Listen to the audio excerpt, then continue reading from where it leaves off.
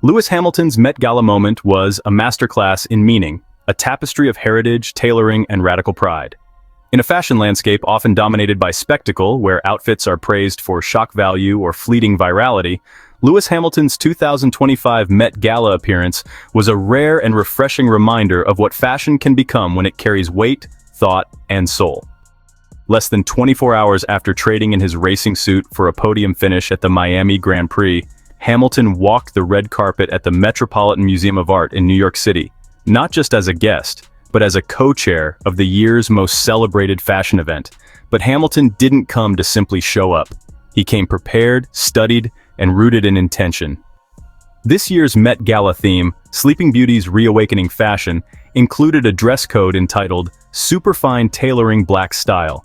On paper, that may sound abstract, but for Black designers, artists, and cultural storytellers, the phrase invited a profound reflection on history, craftsmanship, and identity.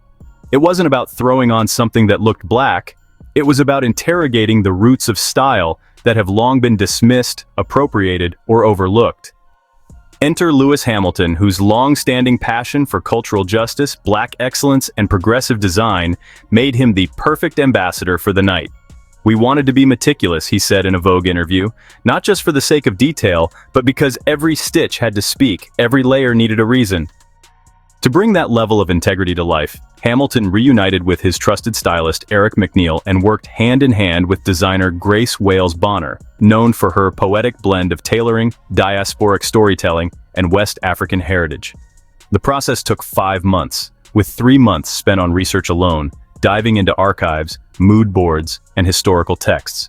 "We weren't interested in being trendy," McNeal explained. "We were interested in truth." Lewis wanted the look to not only represent where he comes from, but to serve as a tribute to the ancestors, the artists, the activists, and the icons whose influence lives on in every thread. The final look? A custom ivory Wales Bonner suit that was less of a garment and more of a narrative. A crop jacket with subtle military inspiration hugged Hamilton's frame, paired with tailored trousers featuring a crisp tuxedo stripe, and elongated coattails that nodded to formal wear in both Victorian and Harlem Renaissance traditions.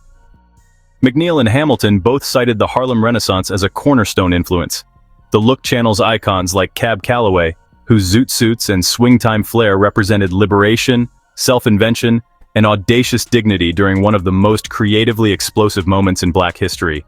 Calloway didn't just perform music, he wore it, McNeal noted. His suits danced just like his sound did. That energy, that pride, that was the blueprint. In the same vein, Barclay L. Hendricks, an American painter known for vivid portraits of stylish, self-possessed Black figures, played a role in shaping the aesthetic direction. Wales Bonner noted that the posture, presence, and palette of Hamilton's look were inspired by Hendricks' celebration of individuality, poise, and unapologetic Black glamour. But this wasn't just about nods to the past, it was about challenging the present. As the only Black driver in Formula One history to achieve the level of global superstardom that he has, Hamilton has long used his platform to advocate for racial equity in a sport and industry where diversity is rare.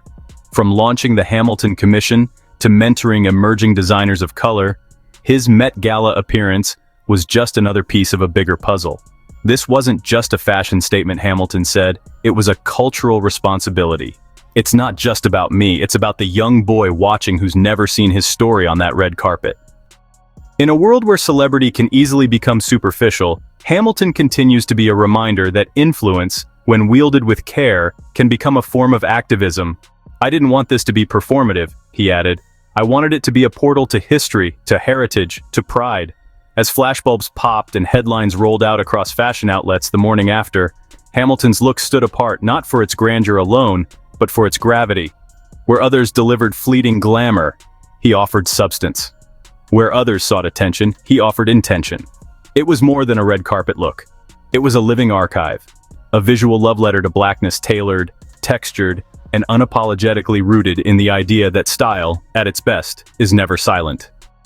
Yes, that Jett Lawrence, the 21-year-old Australian supercross and motocross phenom who's been turning dirt into gold on the racetrack, just made history as the first motocross rider to ever attend fashion's most iconic night.